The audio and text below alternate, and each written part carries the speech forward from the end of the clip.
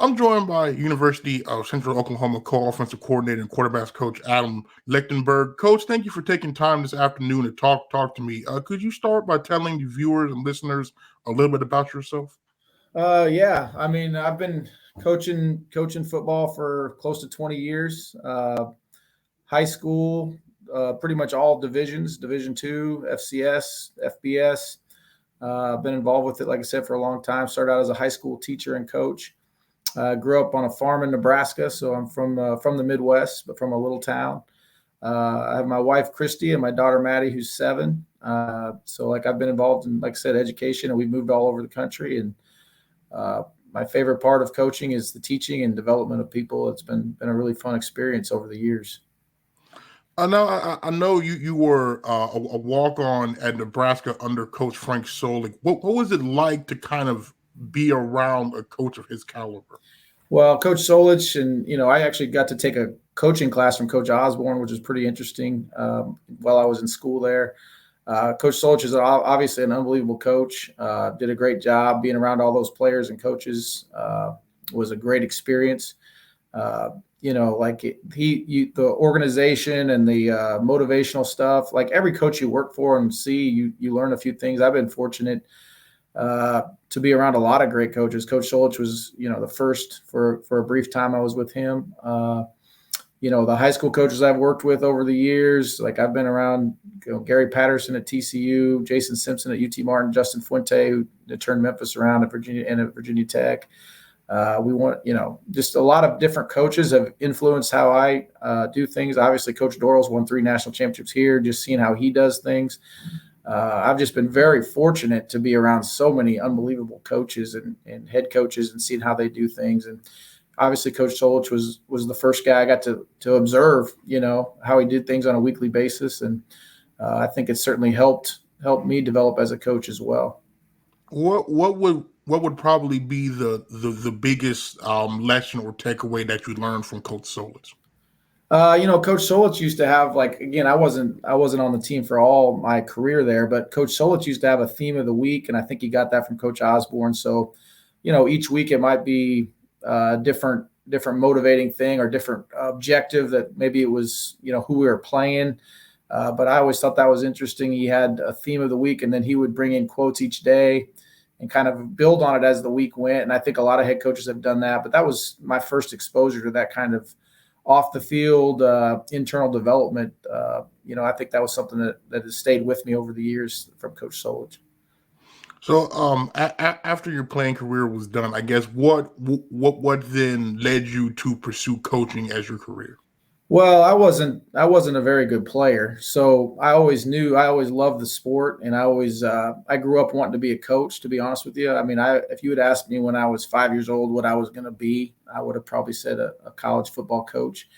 It's just something that's always been a part of what I wanted to do. I've loved the scheme. I've loved the education. I come from a family of educators, so to me, the game of football offers so much more than just playing. It's a hard sport to play. And I always say outside the military, there's probably very few things a person can do to develop them in terms of physical and mental demand, the ups and downs of your life. That's directly related to football.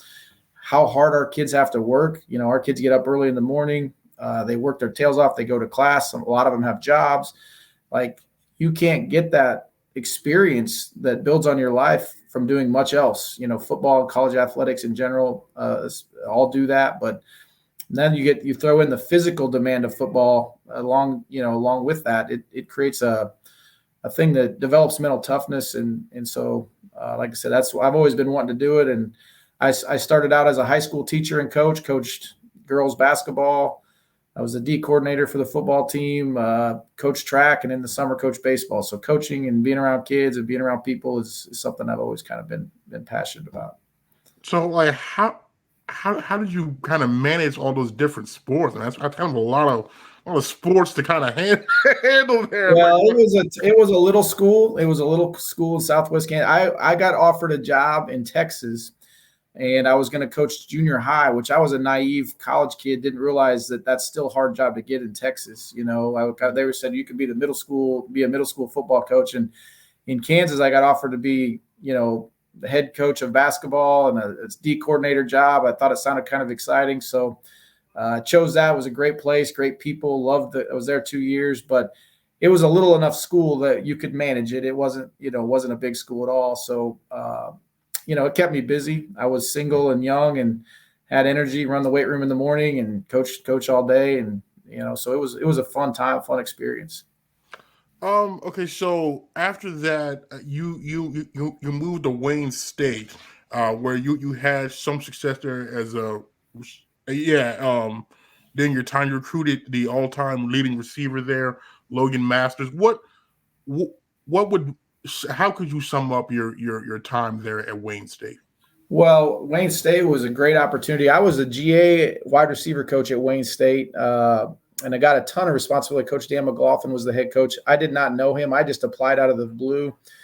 Like I was about to sign my teaching contract, and then I got a message from him on the phone one day, and I was the tech coordinator at my high school. I worked too for technology. So he basically hired me because I knew stuff about computers. He didn't care if I knew anything about football. So I learned a lot, about recruiting, a lot about coaching from that experience. I got a ton of responsibility, which helped me evolve as my coaching career went. Logan Masters, who's now the head coach at Wayne State College, was one of my first kids that I signed. I still remember seeing his tape, and he told me on the first conversation I had with him that he wanted to be a college coach, which we obviously had that in common. And now he's the head coach at Wayne State. So I'm very proud of him. Great person. Recruited a bunch of other kids that have lifelong friendships from my experience there. GA'd with some great guys, great coaches there that have been all over the place. And so I had a great experience, but for me, it was just a big learning experience. I didn't really understand all the things that went into college football at that point in my coaching career. And when you're a GA at a smaller school, you learn to do everything. And from the laundry, from the recruiting, from you name it, from summer workouts, we were the strength coaches. So it was a big evolution in my coaching career. And so what were the challenges, I guess, in learning recruiting for the first time? Because everybody knows that's kind of the lifeblood of a program. So what was that experience like for you? Well, like recruiting is like anything. I view recruiting as education. I've always told recruits, I'm going to find good players. That's my job. Like that's my job, is to make sure we have good players on the teams that I work at or work for. But what I want to do is educate them on what we have to offer. Like Central Oklahoma is one of the best places in America to play ball, and we want to educate them on that. And if it's not for them, it's not for them. Maybe they have a philosophical difference. Maybe location isn't perfect. Maybe the academics aren't exactly what they're looking for in terms of major.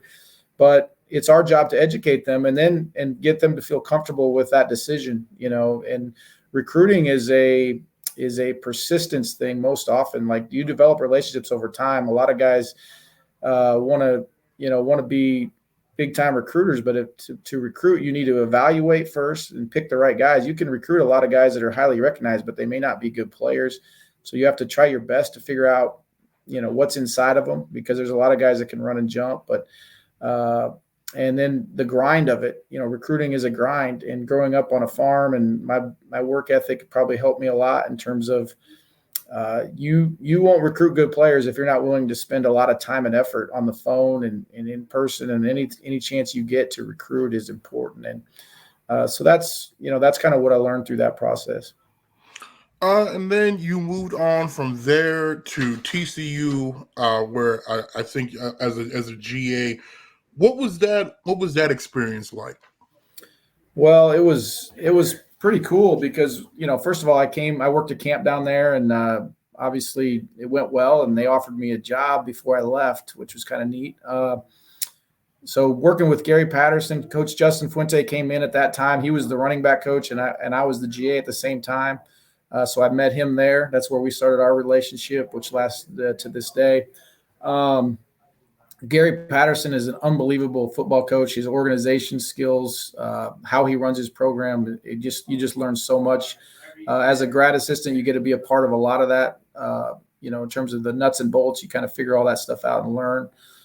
Their whole staff was great. We were an average football team when I got there. I think we won 8 games or something. But the next 2 years we got really good. We won the Poinsettia Bowl. We were 11-2, ranked top 5 in the country, and then we went to the Fiesta Bowl the next year before I left for a full-time job. But just love the experience, love the opportunity, being around great people, great coaches. Fort Worth was a great community to kind of continue my career in. So what keyed the jump then from the 8 wins your first year to then double-digit wins your last 2? Like our defense was always really good. Gary Patterson obviously knows what he's doing on defense, does a great job. But we just made a significant – well, first of all, Andy Dalton, made a big difference. He was a redshirt freshman in the first year I was there. Second year he was a sophomore, knew more, obviously an NFL player, and just improved the talent, improved the efficiency of the offense, and it got better each year until not only was the defense in the top 10 in the country, the offense became the top 10 in the country offense. And so personnel, efficiency, all those things. And then you got to have great players to be good, And then from there, you became the co-OC quarterbacks coach at Central Connecticut State, where in 2010 you all won a share of the conference championship. What was that experience like for you, kind of having that first big success as a coordinator? It was a lot of fun. I mean, we had a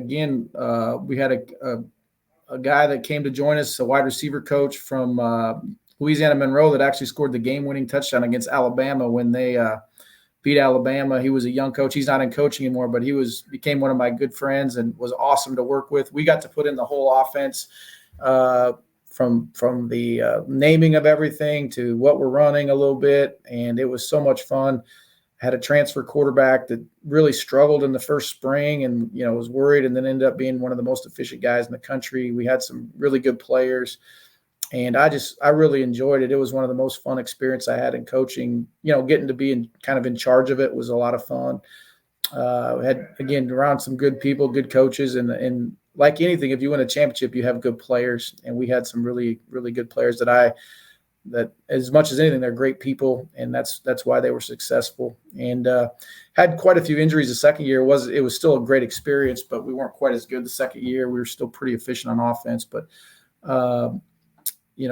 that's where I met my wife, so it was a pretty good experience up there in Connecticut. She's from up there in the Northeast, so I really, like I said, 2 years there. It was hard to leave. I really enjoyed what I was doing. When I left to go to Memphis, it was not an easy decision, but one that I made that I felt like would help my career. But it was good, a lot of fun. And what was the hardest adjustment going from being kind of a position coach to now kind of running the offense?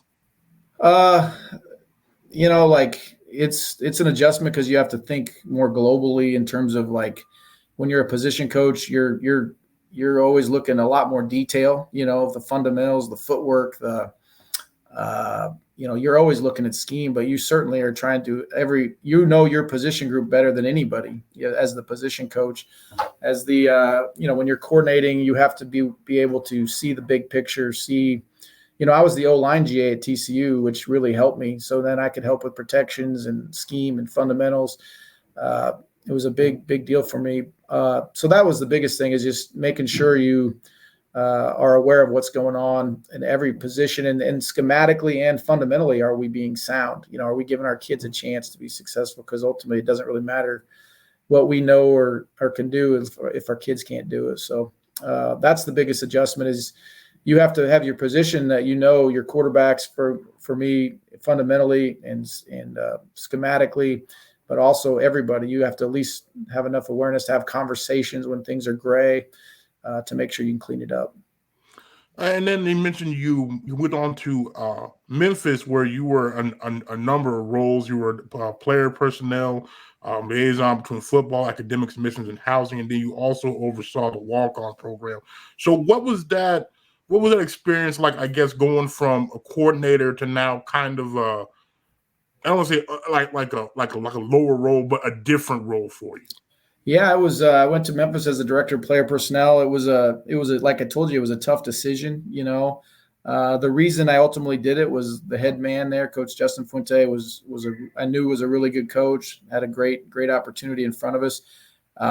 at that time, Memphis was probably the worst team in FBS football. I mean, it was in pretty rough shape, both from an emotional standpoint. The kids were kind of beat down, and then just talent and everything. So we had a lot of work to do, but it was a great opportunity, and we loved our time there. That's where a bunch of good coaches came through there while I was there, and we had a lot of work, and we kind of dug in and started recruiting. And one of the things we did there, we were able to do, is develop some really good walk-ons. We had a number of walk-ons play in the NFL because Memphis has a ton of talent in that community.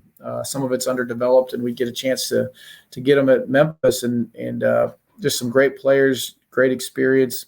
But it was a hard couple of years there. When we first got there, we were pretty rough, and then we got, like anything, you get a few talented guys. Like Anthony Miller plays in the NFL. I still remember when he was in my office as a high school kid, telling me he was going to earn a scholarship, and I was like, okay, and then he gets a second round draft pick 5 years later. So it's fun to see those kids and those people go on to success later on. But that was a whole staff, big time effort to get that thing turned around. And the coolest thing, or the greatest thing for me looking back, is Memphis is still rolling. Like, they're still a really good program, which makes me feel good about the foundation that we helped set there. We've been gone probably 10 years, and they've had very few poor years since that. And before we got there, they had struggled for a long time. So I'm very proud of that program. Whenever they're successful, I still feel, attachment to when they're doing well. Now, you mentioned that a number of your walk-ons went on to have success. How do you go about, I guess, finding those guys and then coaching them up to become successful and key contributors on a winning team? Well, like walk-ons, that comes back from a recruiting standpoint to your work ethic. Daryl Dickey, who's the offensive coordinator at Texas A&M, helped recruit a bunch of those guys. Because he worked at it, he was willing to spend time. Some coaches, once they've deemed a kid not a scholarship guy, they kind of move on.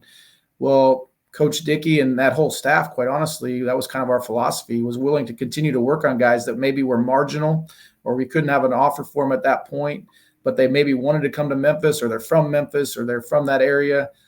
They didn't quit recruiting those kids. And then when they came, they ended up overachieving or becoming great players. And so that philosophical work ethic is what gets you those players. And then the position coaches that were there obviously did a heck of a job developing them, and the kids themselves obviously developed and maximized their potential. And so it's a combination of all that stuff. But I think just continuing to work in recruiting, like never shutting somebody out when they really want to be in a program. Like, you have to at least be open to the possibility that they can help you win games. And I feel like when people hear walk-on, they just think that they're guys that don't have the talent. But like, isn't there like a kind of, in some situations, like a thin line between those scholarship guys and those walk-on guys that people might not be aware of? Yeah, like there's only so many spots at every level. Here at UCO, there's only so many scholarship dollars, so many scholarship spots. It doesn't matter what level or what school you're at. There's only so many opportunities. And as coaches, you can't pick everybody. You wish you could take everybody, but you have to make choices, and they're not always the right choices. And sometimes you don't always know what's in the end. So sometimes those guys that came in as walk-ons weren't much different on high school film than the kids you took at scholarship, but maybe there was a measurable or an intangible that you felt the other kid had over that person. And so there's no exact science. If there was an exact science, there would be nobody drafted out of Division II or FCS every year, or there would be no quarterbacks from the MAC getting drafted. If everybody knew everything about these kids, all the big schools would get all the NFL players, and that's not how it works. It's just too hard to tell. There's too many variables in development so continuing to grind away and giving them opportunities is the best way. And then from Memphis, you moved on to Tennessee Martin as the pass game coordinator, receivers coach. And during your year there, you all ranked second in scoring in the OVC. What led to that successful season? Well, Coach Simpson is a heck of a football coach. He's the head coach. They just won the league there last year. He's been there for, 16 or 17 years. So that was a pretty cool experience for me, because I got to kind of they'd had some really good coaches there before me, and we got to mess around with the passing game quite a bit, which I really enjoyed. And I learned some reduced split where people are kind of bunched up, passing game a little more than we'd done at other places I've been in the past. And we do, UCO will be a little bit reduced split here and there. So it's kind of fun to have that background. But, overall, it was the people of Martin were great. And the kids, we had some really talented kids. I mean, my receiving core there was full of a bunch. In fact, the freshmen on that team actually just got into an NFL camp. A couple of them did. And, so a couple of kids that I helped recruit, which was kind of fun.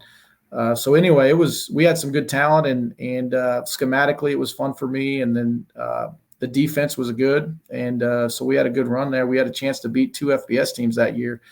It was a fun year for me. And, but I think the reduced split, the passing game stuff that we kind of developed and picked up and learned from those guys was very beneficial for me. Now, when you say reduced split in kind of layman's terms, what is that?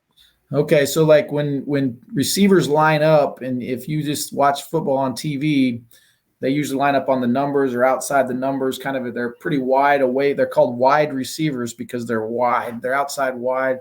And so when we reference reduced split, it's when the receivers are closer to the end man in the line, like the O lineman. So instead of being 15 or 20 yards away from everybody else in the box, they're maybe 2 to 5 yards or 7 yards, but they're in there a little tighter, which just changes the angles for the defense a little bit in blocking schemes and in pass routes. So that's kind of what reduced split stuff means. Okay. And I guess so from a schematic standpoint, then what is the advantage of that alignment then? So like if you reduce splits, you can get to safety sometimes with your receivers cleaner. You can make the corners the tacklers, which oftentimes they don't really want to be. If you struggle to win versus coverage outside, whether it's press or not, you're giving your receivers some free releases because most often a defense isn't going to press you up in a reduced split because they run the risk of getting the ball leveraged outside quickly on a toss or a pin scheme. And so they have to put their corner kind of outside, which gives your receivers more of a free release. So you can, depending on what the defense is doing, it just gives you some opportunities to manipulate the defense and help your kids get open. If your kids are better than the opponent, then it's easy. You just put them out there, go one-on-one, throw a couple routes, and you're good to go. But you obviously got to help them out schematically sometimes, and that's one way of doing it. You can get the ball outside with some good angles. You can run the ball inside with getting your receivers on safeties, and then you can help them in the pass game just with some free release type options, Mm-hmm. Okay. Gotcha. So then from Tennessee Martin, you went to Virginia Tech, where you had a number of roles there. But the one that jumped out to me was when you were promoted to running backs coach. And in 2020, you set some records there. You set the record for yards per carry over at 5.5. You averaged 240.1 yards per game, which was the best in the ACC, the most there in 20 years. And then you had 27 rushing touchdowns as a team. That was the best in over a decade. What happened that year? I mean, that was a heck of a rushing attack. Yeah. Like we made a conscious effort to improve, the talent in that room. And we were fortunate to sign Khalil Herbert from Kansas, who's one of the best people I've ever met. He's an unbelievable person and super talented, was hungry to learn, wanted an opportunity to show what he could do. He's playing for the Chicago Bears now.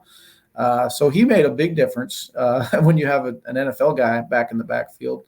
And then we were really good up front. We were good at quarterback. We had some good receivers. Like we had a good balanced offense, and we got good at the outside zone that year, and we're just real fortunate. And the guys that played behind Khalil were also pretty talented. We were pretty fortunate. Raheem Blackshear, who rotated a little bit, this past year was the 4th yards per carry average in the last 20 years at Virginia Tech. So both kids were talented, and we had younger kids below that were certainly pushing these guys and playing well. So it was a combination of everything. You got to run the ball. You need to be able to throw it a little bit. You need to have talented players that can block. And so that was a big jump, is just Khalil was a really talented kid, and we blocked well for him. And schematically, we changed a few things here or there, but not significantly. We just did a good job that year.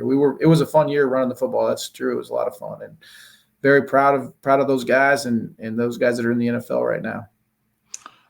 So you go from Virginia Tech, you're now at UCO. So how do we get to present day? Well, I was looking for a job. We got let go at Virginia Tech, and that's the nature of the business. Everybody in coaching knows if you don't win enough or things go south, that you're going to have to find another job. And so I was, trying to figure out what to do next and what options. And obviously, there was a coaching change here in terms of the head coach. And Coach Doral came here and hired my brother as the D coordinator. And then when they lost their quarterback coach, there was an opportunity. And so, like anything, sometimes getting some information and getting an opportunity to talk to people is in this profession is very hard to get a job anywhere. It's just there's more people that want jobs than there are jobs available. And so it's a great job, but it's a tough profession. You're moving around all over the place, and it doesn't matter what level. If you don't win, you're going to lose your job, and it doesn't matter much else, to be honest with you. And so I'm very fortunate. I mean, first of all, this is an unbelievable place to live. Edmond is awesome. Coach Doral is unbelievable to work for. Like he's the way he runs the program, how he relates to the kids, his offensive philosophy matches with what I believe, which makes it fun. He's willing to have conversations to change things and modify things to make things better. And our Coach Curley and Coach Donald and Coach Gilbert, all are, Coach Tweehouse on the offensive side has just been a fun group to work with.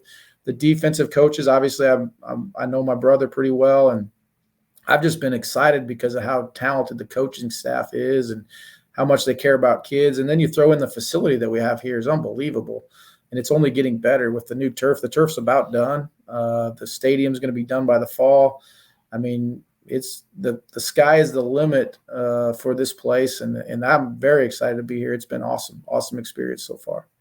And you mentioned your brother's the DC here. So what has it been like to coach with him? I mean, it's been, we were at TCU together too. So he was the defensive GA and I was the offensive GA when we were at TCU. So we've done that before, but it's been great. He's got 3 kids. I've got a daughter, and when I'm in Virginia and he's in Texas, which was the case last year, they don't get to see each other very often. It's been fun for our families to get to spend more time together during the day. And it's not much different than being around anybody else because you're so busy with your side of the ball or your position group or your jobs that, it's not a lot different, but it's certainly nice, comforting to have him here. And, we can talk outside of the office about schemes and what I think they do well and not well and vice versa. And it's usually pretty open and honest. When you're talking to your brother, you're usually pretty open and honest about the dialogue. So it's been a great experience. It's been a lot of fun. And I know they'll do a great job on that side of the ball with that staff. Now, is there ever a day in practice when the offense kind of outperforms the defense? Is there a little bit of trash talk there? We got you today, or is it kind of just, is it just I don't know. I mean, as a coach, it's never as good as you think it is and never as bad as you think it is when you walk off that practice field. So I usually keep my mouth shut, and I'm sure he does too. There hasn't been there's maybe a couple of, if they're trying to scheme us up sometime and we get them on something, I usually get excited about that when they're trying to do something, and vice versa, I'm sure. But, I refrain from feeling too good about practice until I've watched the film, and because sometimes you walk off that field and you think you did a heck of a job, and you look at the film and you feel differently. And sometimes you think the kids had a terrible day and you look at the film, it's wow, it wasn't so bad. They actually did pretty well. Sometimes it's how you feel. Sometimes you're in a bad mood, so you think everybody's struggling, and it's certainly not the case. So, there's not been a lot of trash talking, but I'm sure we'll get some shots in here and there at times.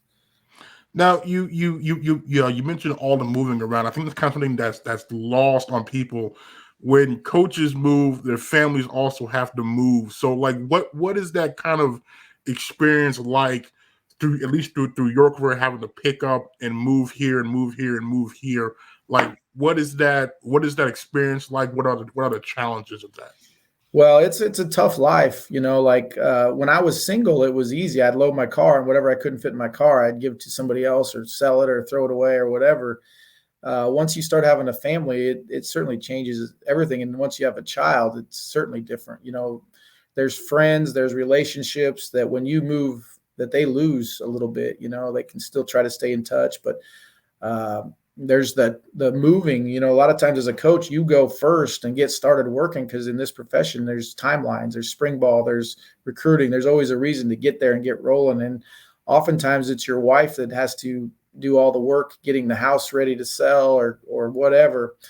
And so aside from the relationships and the moving and all that, there's a lot of work that goes with moving jobs. And I think I moved 5 times in the first 5 years of my marriage. So I knew my wife was pretty solid when we did that because we moved houses in Memphis a couple times. We started having a baby, and then we moved to Martin, and then we moved to Blacksburg, and we moved a house on our second year in Blacksburg because we rented first. So there's just a lot of work to it. And I'm so lucky to have my wife that has helped me with that process because it's hard. It really is. And as a coach, it's easier for you because you have a built-in friendship. When you go into the office, there's 10 dudes in there that you have something in common with. You all love football. You all love teaching. You all love coaching. And when your wife moves in, they don't have that natural friendship relationship to start with. They don't see those people every day. So it's a longer, harder process sometimes for them, but we're, people that are in coaching oftentimes have strong people at home to help them stay in the profession. You mentioned the timeline of recruiting and such. You all got here. I think Coach Doral was hired early December. You all put together a really good recruiting class, I think, given the circumstances. And as the quarterbacks coach, you went out, you signed one quarterback, you signed Cooper Wilcox, who I was very impressed with talking to him and watching the film. I know there's a lot, but what stood out to you or stands out to you the most about Cooper's game? Well, first off, I don't get credit for Cooper. He was committed and signed before I got here because I got here later, but I'm really excited about him. He's super smart. He's a good athlete, was a good track athlete. He throws the ball well. He's not a super tall kid, but really excited about his potential. I mean, I just think he's a complete, he's got good mobility. He's got good instincts. He throws the ball well. He was a good high school player on a good high school program. And those are things you all look, when you're looking for quarterbacks, you want winners, guys that have won and guys that'll do it the right way. And that's my feeling and being or seeing Cooper, I'm excited about his potential at quarterback. And there's so much more to playing quarterback than just being talented. And that's what you try to figure out. And Cooper, I think, has some intangibles that'll help him be a really good player one day. And I hope he continue to develop fast and help us out. But we've got a good room and good group. We've got 5 guys in the room right now that I feel going into fall that it'll be a really good competition. And I think we got some guys that can help us win some games. So we're excited about our quarterback position right now. And then this spring was probably your first look at getting to know the group that you took over. What did you learn about that group during the spring, and what do you like most about that group? Well, anytime you learn a new offense, which I was learning a little bit, along with them at times, so that's always harder on quarterbacks probably than any other position. It's hard on everybody, but there's a lot of moving parts. You throw in the fact that what we do on defense is a little different, and there's a lot of moving stuff. But the biggest thing is our quarterbacks were hungry to learn. They were helping each other. Like they all were in it together, which, that's the feeling I get from our team is that they're just hungry right now. And that's what's exciting. As a coach, you don't want to let them down. You want to make sure they're prepared and in position to be successful because you feel that they want to do the right things in the right way. And so that was my biggest takeaway after spring is we have a long ways to go before we're good enough to win games. But their work ethic, their hunger, their willingness to be unselfish is really what stood out to me, with those kids. We had some great people in that room. And then when I talked to Coach Donald, he mentioned that Stephon Brown made some great strides there. Last season he started off hot. He kind of had his struggles in the pass game. What what have you seen out of Steph this spring in terms of his improvements? Well, I mean, just his knowledge of football is getting better. Like there's a time where sometimes kids are just out there playing, and then there's a time where they kind of understand what's going on with our offense and with the defense. And he's making strides in understanding what's happening on the other side of the ball. Because if you know what your guys are doing, but you don't know what the defense is doing, it's pretty hard to play quarterback. And I think that's probably the biggest place he's trying to make developments is understanding what's going on the other side of the ball and how he can attack defenses that way. To play quarterback, if you know what they're doing, you know where to go with the ball, you can be a lot more confident. And then it's just, having the physical ability to get it to where you're supposed to. But, he's working really hard in the spring. He worked really hard to get better at understanding football in terms of the schemes. And he's obviously got some talent, and we're excited about him. He's a big, strong kid that can throw it and run it. And so he's done a great job. And I guess moving into fall camp, what do you feel like you need to see most out of that unit in order for you all to be successful? I mean, we got to, be more efficient. Like we just got to complete easy completions on a consistent basis. The big plays happen naturally. Whenever you try to force a big play, it's usually a big play for the other team sometimes. So if you're a good quarterback, your talent will make some big plays with your feet or with your arm. But if you just make the consistent play, you'll move the offense and we'll be pretty good. And that's what we got to get better is making the easy, consistent play we have to be able to expect that to happen, and right now we're not efficient enough at quarterback. And then you are the co-OC. So looking at the offense in a broader sense, your running back unit, I feel like you have one of the better duos in the conference with Jace and Peyton. And then you obviously have a very talented tight end in Dante McGee. What do you like the weapons that you inherited, and do you feel like it should be enough to have a successful season on the offensive side of the ball?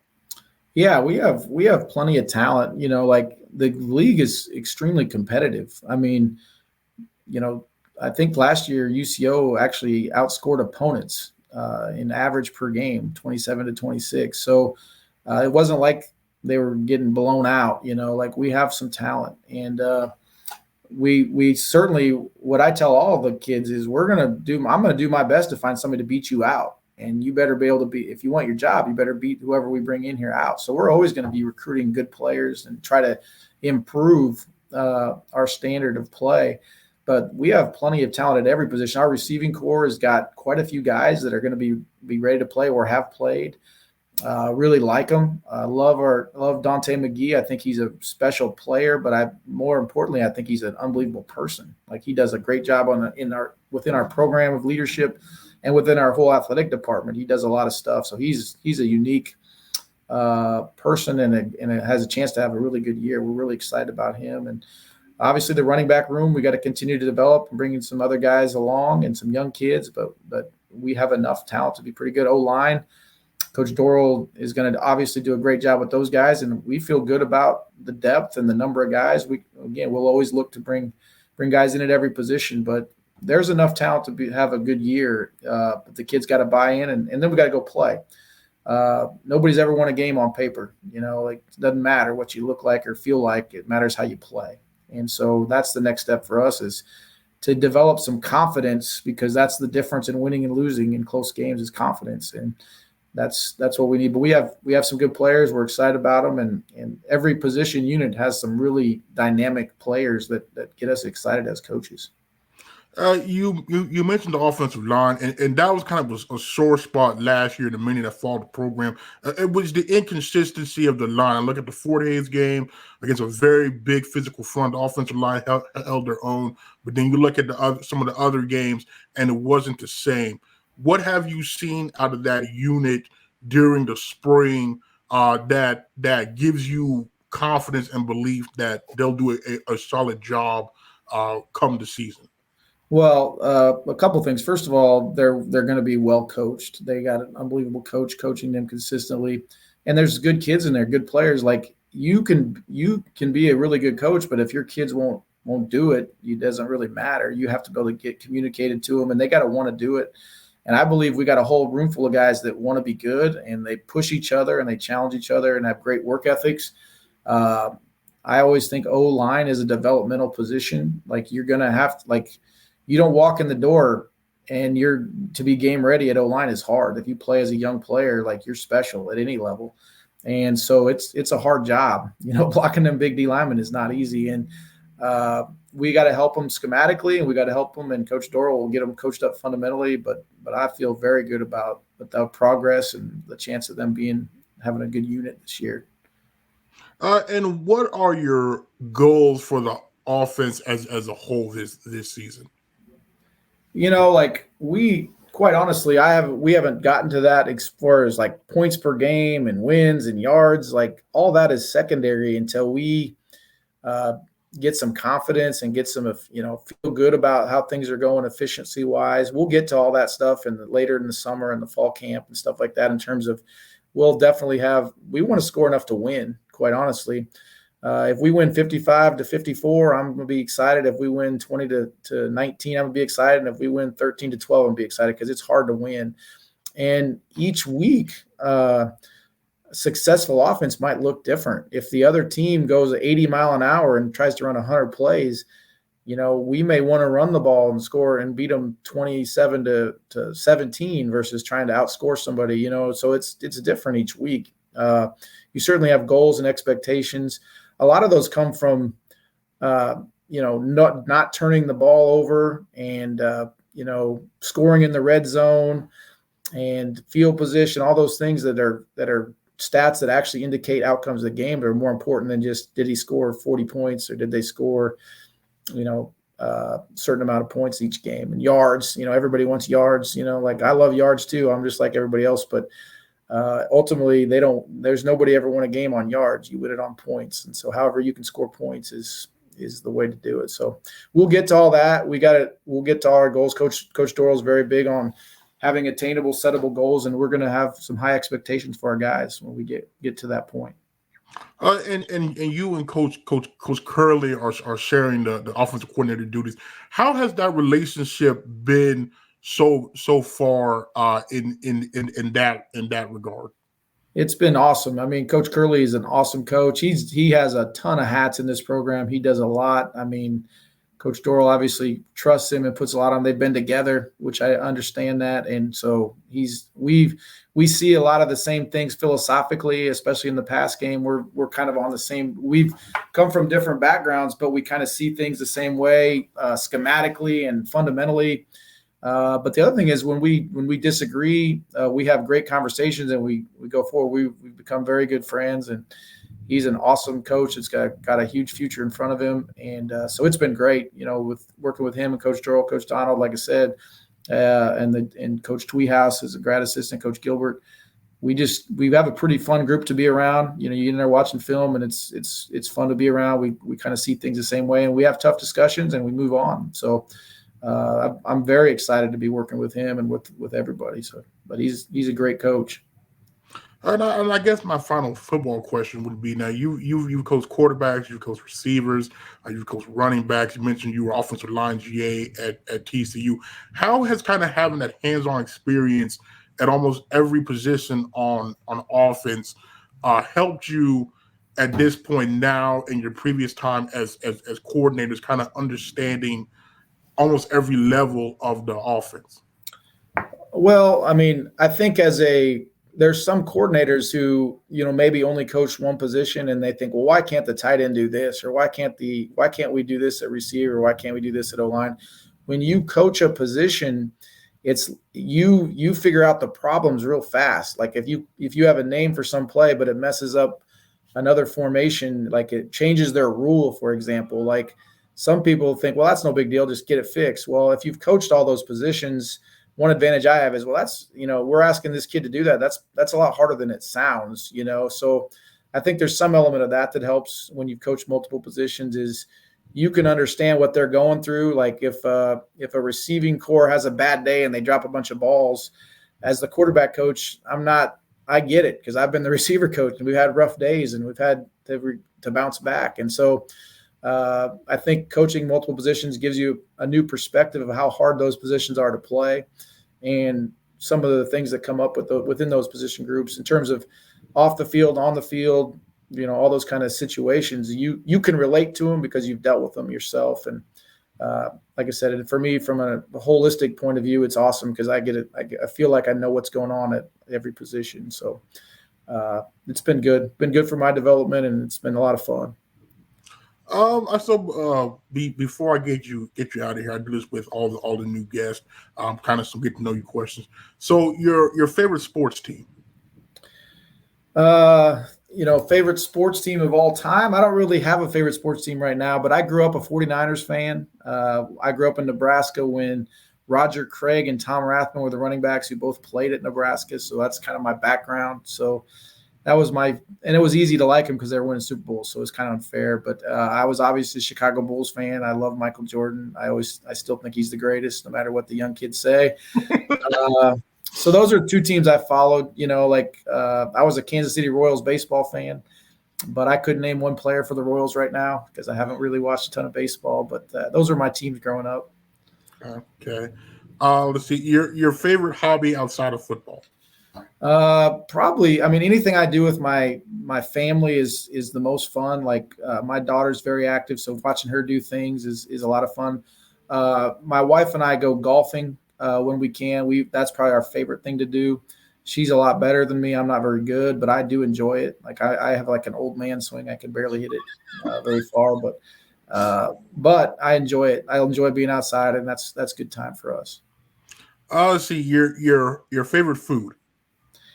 I mean, steak and potatoes or spaghetti. One of those two. Either one would be a good meal for me.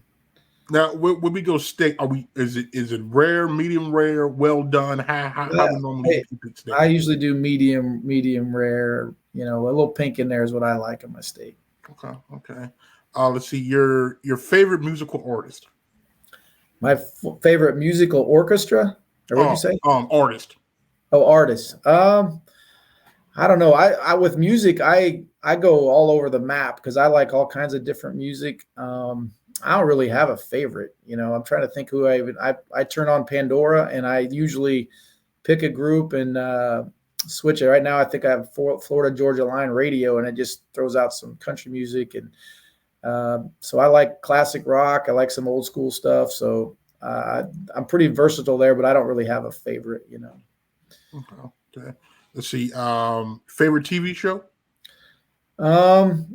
I actually kind of got into Coach during the pandemic. The old show Coach was kind of fun to watch just because I could relate to some of the stuff. It's an old comedy. I don't know if you've seen it, but it's from like the 80s. It's a good show. I like Seinfeld and Friends, some of the classics. Cheers was always fun to watch for me.